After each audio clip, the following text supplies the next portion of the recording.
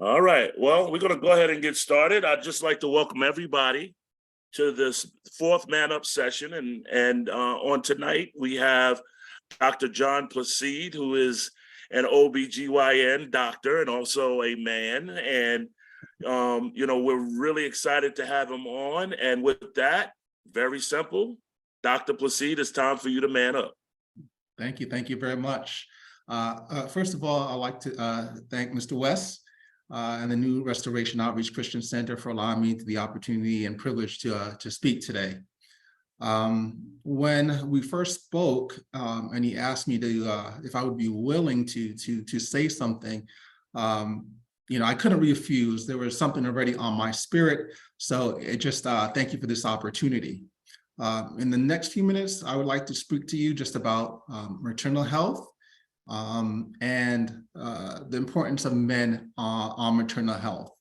I hope and pray that you or someone you know will receive this message despite my shortcomings as a messenger, okay? I also would like to say happy Juneteenth to everyone and happy Father's Day as well. I hope everyone has been enjoying their long weekend. I've been fortunate enough to practice here in Raleigh for the past 18 years. I've been married for 21 years. My wife and I, we have one child, our daughter Ashley, who is 20 years old. For the fathers out there who are listening, I'm sure this weekend everyone's been telling you how important you are in their lives and how much they love you and how important your presence is. My father passed away about 6 years ago, but I owe a lot of whom I've become to the man he was and what he instilled in me. So, please allow me just a few minutes to start off by telling you about my dad. I grew up in Long Island, New York. During my childhood, the men that many boys were impressed by were individuals like Mike Tyson, like Big Daddy Kane, like Michael Jordan. That was my generation, okay, in New York. But these were not people you could actually interact with. So the men that impressed me, the men that had the most significance in shaping me, were the men I grew up around in church. These were not wealthy people. And later on, I would learn that a lot of them did not have much formal education, but they took their time to pour into me what they did have. My friends' fathers watched out for me. My father watched out for my friends. That was the type of church community that we had. My father was a tall but slight man, around 6'3" and 175 pounds.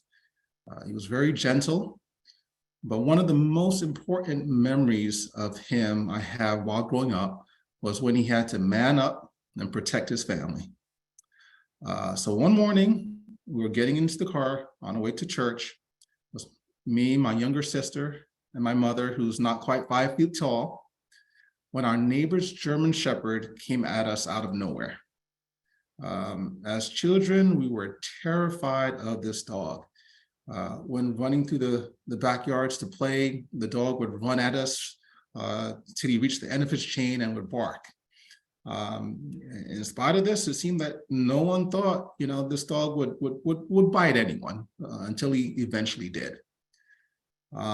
On this particular morning, the dog came rushing at us out of nowhere, off the chain, right at us. And my dad picked up a log and got in between us and Chuck, stopping Chuck in his tracks until the owner was present to grab his dog. And I remember him saying to my father, would you have really hit the dog? And without hesitation, my dad said yes. So, that happened. We got in the car, we went to church, almost like nothing happened. There was no ill will between my dad and my neighbor. We kind of just moved on.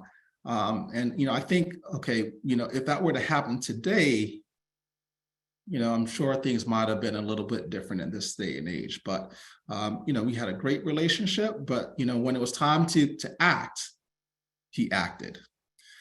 And with life, life can be scary. It can be dangerous. things could come out of you out of nowhere. And especially for women, the dangers they face can be overwhelming. And without the support and protection of men, things can be really challenging. And our role as protectors starts early in life, from the time when we start to outgrow them basically on the playground, through our participation in pregnancies, all the way through deliveries and child rearing. The importance of our responsibility to our women at every age cannot be understated. You may have seen the recent news about Tori Bowie. Tori was a 3-time Olympian medalist. She was found just last month dead at home from complications of childbirth. 32 years old and 8 months pregnant. And it seems that she developed eclampsia and went into labor on her own at home. So as an OBGYN, I am responsible for watching over the health and safety of mothers and their unborn children. I fully understand that pregnancy is one of the most dangerous times in a woman's life. And despite having one of the most advanced healthcare systems in the world, the US continues to have one of the highest related death rates in developing nations. Maternal deaths rose 40% in 2021 from just the year prior. And Black women in America are 3 times more likely to die from pregnancy-related complications than white women. Many Black women don't have health insurance or access to preventative care services. And once they enter care, they may be treated poorly, not heard or valued. Unfortunately, this is not anything new, and the legacy dates back to slavery and the disregard for Black people in this country. What has changed is our increased awareness of these health injustices. The United States is the only industrialized nation where Black maternal health is getting worse. So many families experience pain, neglect, and loss during what should be one of the most joyous times in their lives. That is why women appreciate the presence of men by their side for support. And I have been fortunate to meet many strong, capable, and dedicated men during my time providing women's health care. These husbands or partners, and sometimes fathers and brothers, are making a difference. Young men are standing up and making sure that women are properly cared for. And I know when you turn on the news, you don't hear about these positive influences. But I want to make sure that you know that you are valued and appreciated. The World Health Organization recommendations on maternal and newborn health include active involvement of men during pregnancy, childbirth, and the postpartum period as an effective intervention to improve maternal as well as newborn health outcomes. However, male involvement is recommended, provided that women's autonomy in making their own decisions is respected.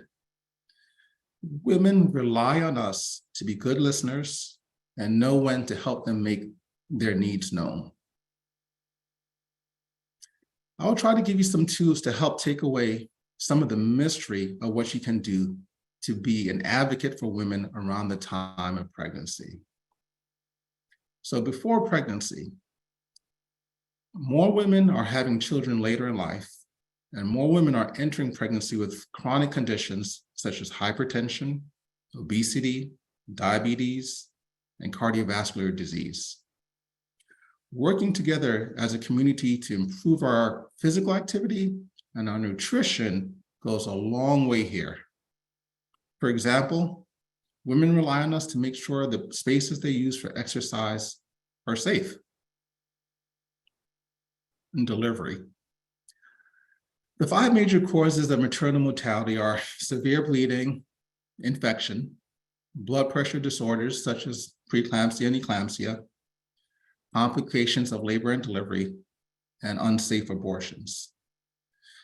Women rely on us to help communicate with the healthcare team if something goes wrong. If we are educated on these basics and actively participate, then we can provide the much needed support to get through this challenging time. Now, I'm not telling you that you need to read every book, even though some couples enjoy that, and that's fine. It's not necessary that you become an expert. That's where people such as myself come in. We have read the books, we have read the journal articles, and we have practiced for medical emergencies.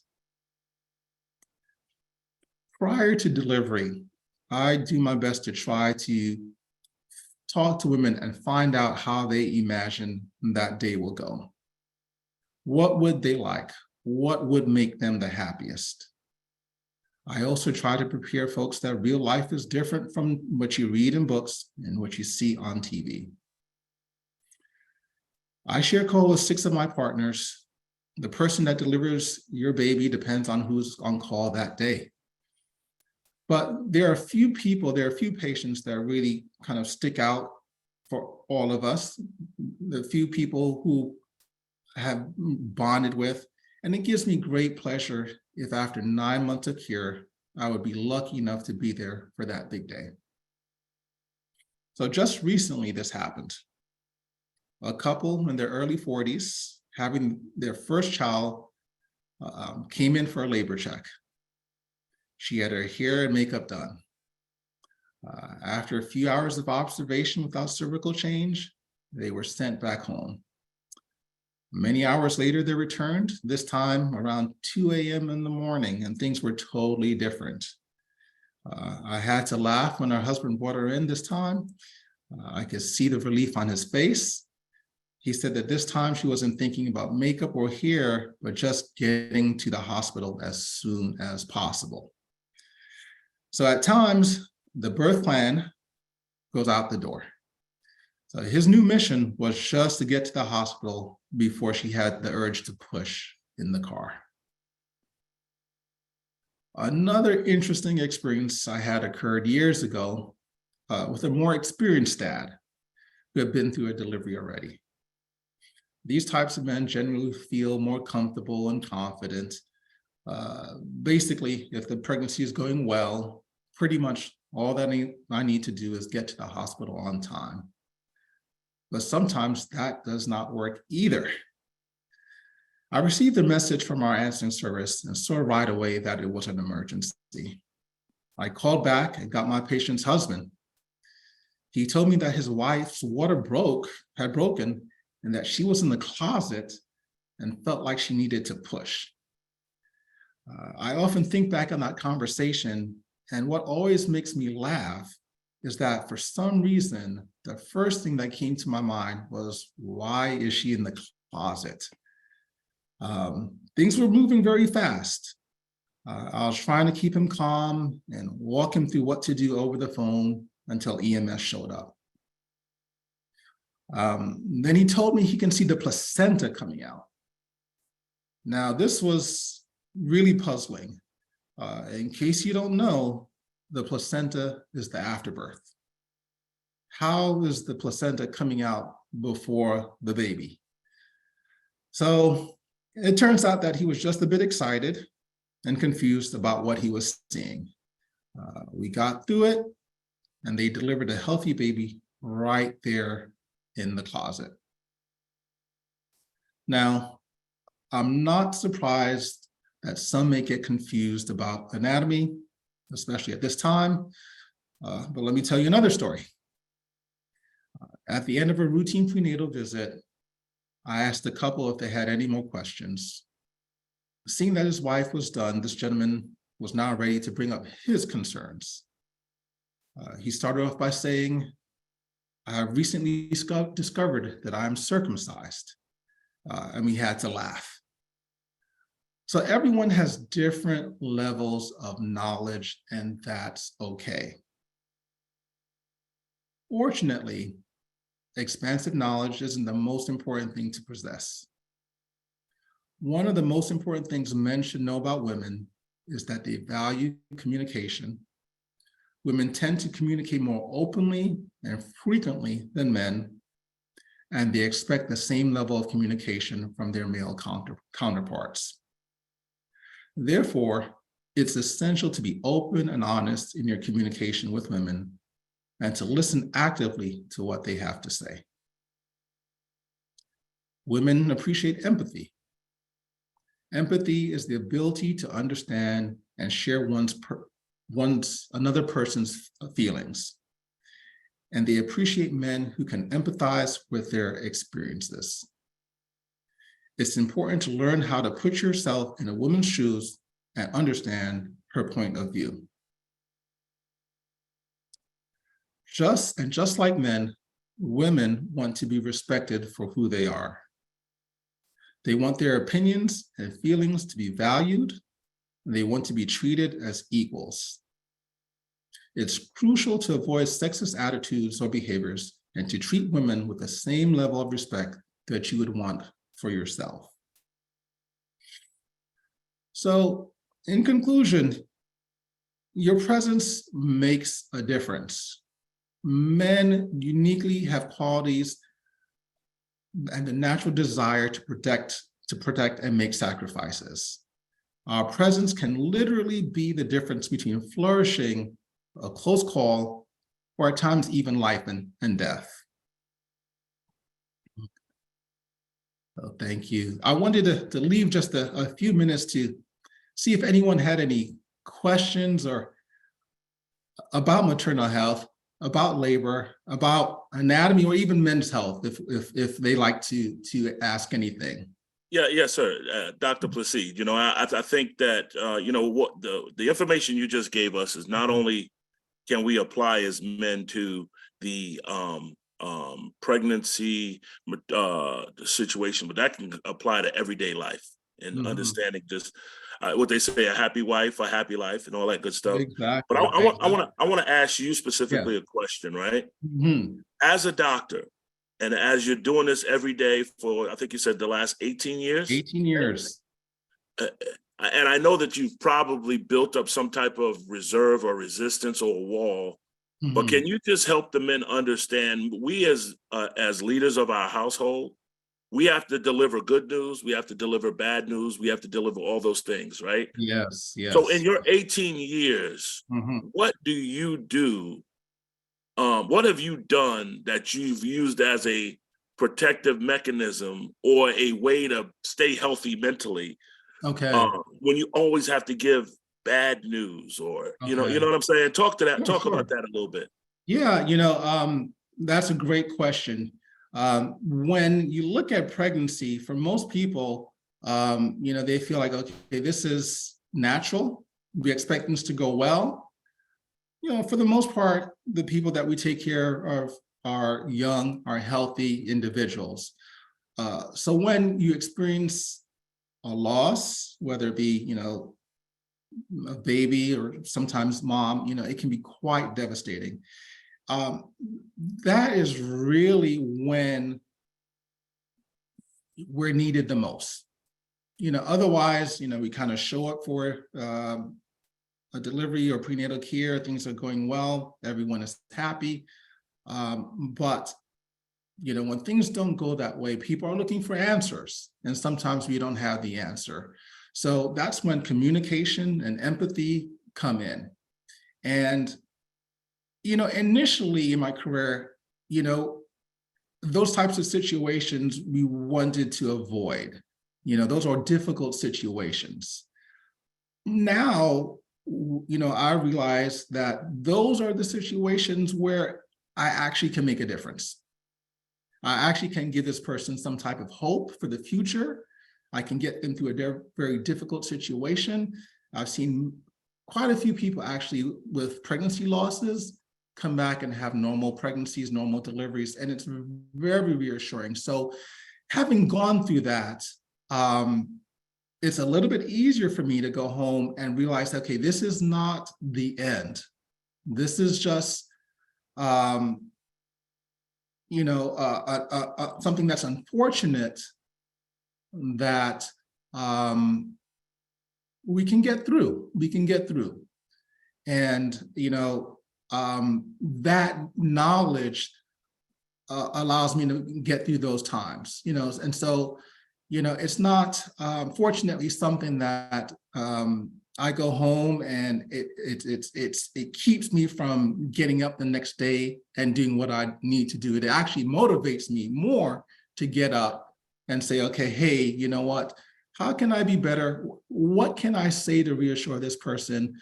You know, how can I help them? This is what I was trained to do. What can I do? Okay, awesome. I'm gonna let Stefan, you can go ahead and unmute. He has a question. Mhm. Hey, how are you, sir? I'm doing well, thank you. So I have a quick question. If you could provide some numbers on Yes. statistics, because in my lifetime, whether they're women in my family or out of my family, and most of them are African American or what you would consider Black, there are Okay. only 2 women in my life that I know that have not had a miscarriage. Okay. Is my wife and my sister.